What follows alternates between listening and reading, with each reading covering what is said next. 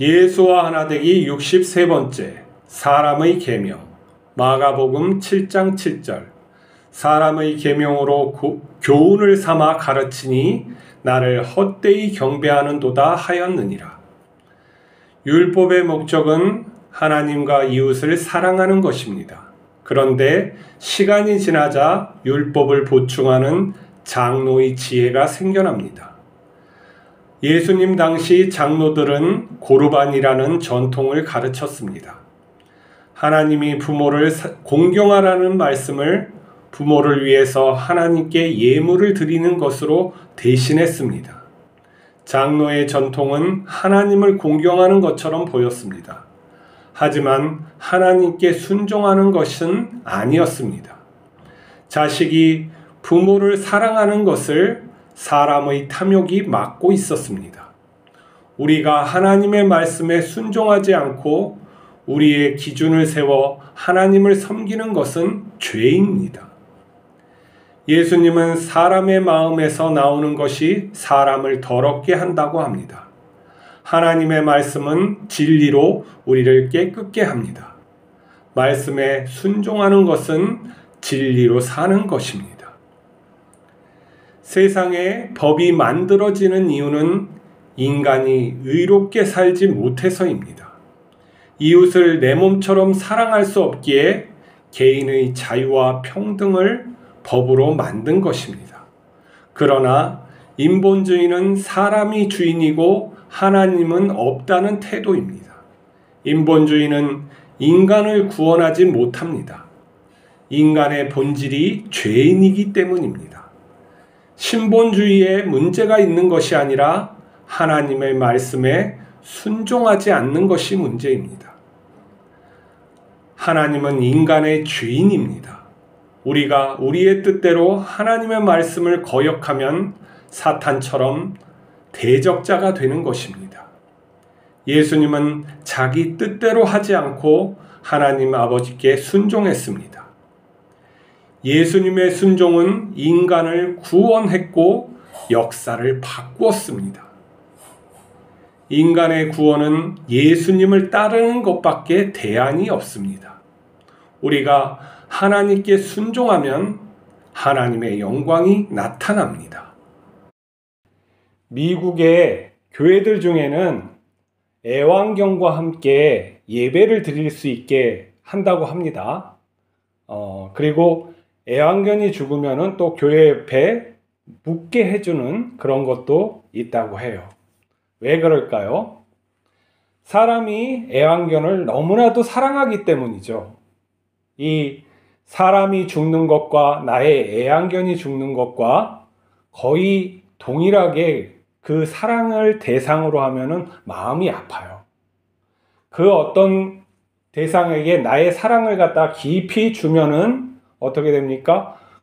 그를 갖다가 나에게와 끝까지 잊고 싶은 마음이 있어요. 그렇기 때문에 교회에서도 같이 예배드리고 또 이 애완견도 죽어서 천국 가기를 바라는 마음이겠죠. 그걸 교회에서 수용해서 그러한 것을 해주는 거예요. 저는 동물들이, 특히 가축들이 인간에게 희생당하면서 사는 게 때로는 마음이 아파요. 또 고기를 먹을 때는 즐겁지만 그들의 삶이 괴롭다는 걸 알고 있죠. 돼지야말로 영특하고 감정도 있고 굉장히 영리한 동물인데 사람에게 가축화되어서 어떻게 하는가? 평생 좁은 공간에서 살다가 사람을 위해서 도축되어 죽는 거죠. 저는 생각해 봐요. 돼지들도 모두 천국에 갔으면 좋겠다. 이런 마음이 있죠. 천국에 갈지 안 갈지는 저는 알 수는 없어요. 그렇지만 그러한 마음을 품는 건 나쁘다고 할 수는 없는 것이죠. 애완견을 사랑해서 그렇게 하는 것은 나쁘다고는 할 수 없는 거죠. 그러나 이것이 어떠한 신학적인 교리와 연결되어서 그 동물들도 천국에 간다. 이거는 하나님의 말씀을 오해하게 하거나 또 왜곡하게 할 수가 있어요. 왜냐하면 그러한 말씀은 없기 때문이에요.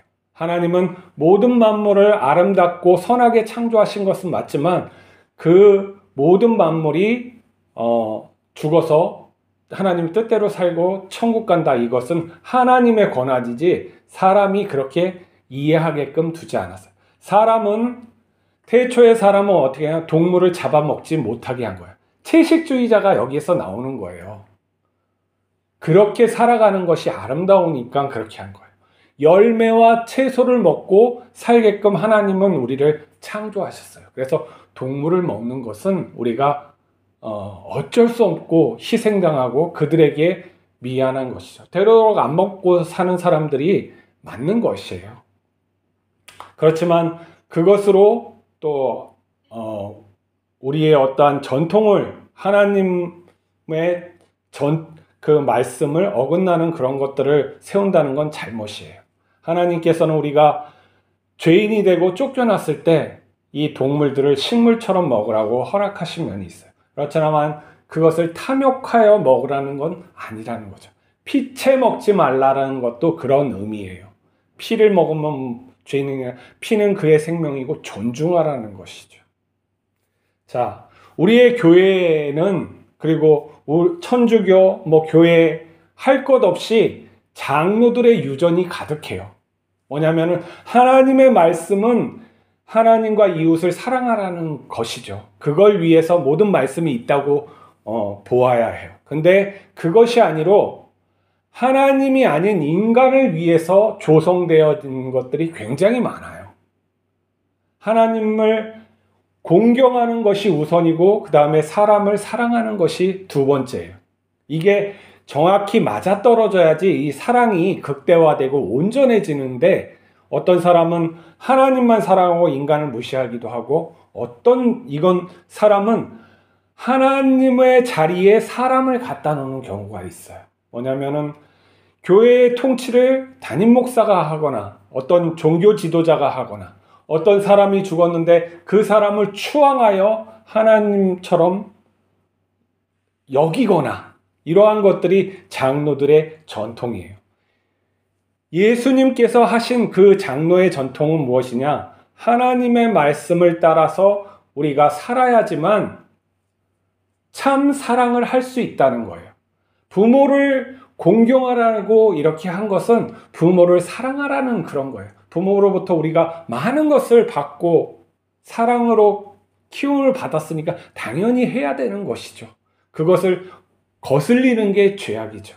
부모를 사랑하기 위해서 다른 것을 해야 되는데 부모를 사랑하는 것을 대신해서 어떤 하나님을 공경하는 걸로 대체하는 이게 잘못됐다는 거예요. 하나님은 부모를 사랑하고 공경하라고 하는 그 말씀을 따라야 되는 것이죠. 말씀은 무엇이냐? 진리예요. 진리는 뭐냐? 옳은 것이에요. 하나님은 옳은 것이에요. 말씀이기도 하시고 진리이기도 하시고 사랑이기도 하세요. 우리가 이게 분리되어 있는 게 아니라 하나님 안에서 하나님 본체가 진리이고 사랑이라는 거예요.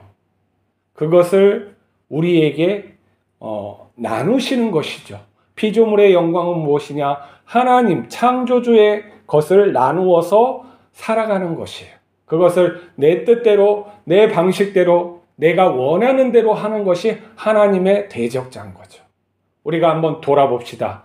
우리의 교회 생활, 나의 신앙 생활이 무엇이 잘못했냐? 장로들의 전통을 따르는 것이 없나? 교회에서 내가 이 헌금을 하면 내 자식이 잘 되고 내가 이 헌금을 하면 내 형제가 잘 되고 이러한 생각은 잘못된 것이에요. 내 자식에게 잘해야 되죠. 내 형제에게 잘해야 되는 거예요. 이걸 통해서 헌금을 통해서 내 자식이 잘 되고 내 형제가 잘 되고 이게 잘못됐다는 거예요. 이게 고르반이에요. 그것이 교회에서 조장한다. 무슨 시험대가 있으면은 헌금하게 하고 이런 것들도 이게 하나님을 이용해서 우리의 탐욕을 채우는 것이죠. 헌금은 그 교회 공동체를 위해서 헌금하는 거예요. 하나님은 그 마음을, 그 사람, 그 대상을 받으시는 거지, 우리 자신을 받으시는 거지, 우리의 것을 받지 않아요. 이 세상의 모든 것은 하나님의 것이에요. 그것을 우리가 진실로 믿어야 돼요. 진실로 하나님을 공경하는 것은 하나님께 순종하는 거예요. 진리로 살아가는 것이고 사랑으로 살아가는 것이에요. 사랑은 하나님인 것이죠. 진리는 하나님인 것이죠. 진리로 사랑할 때 우리의 행복이 충만해지는 거예요. 진리로 사랑하는 게 우리에게 주어지는, 사랑은 동사예요.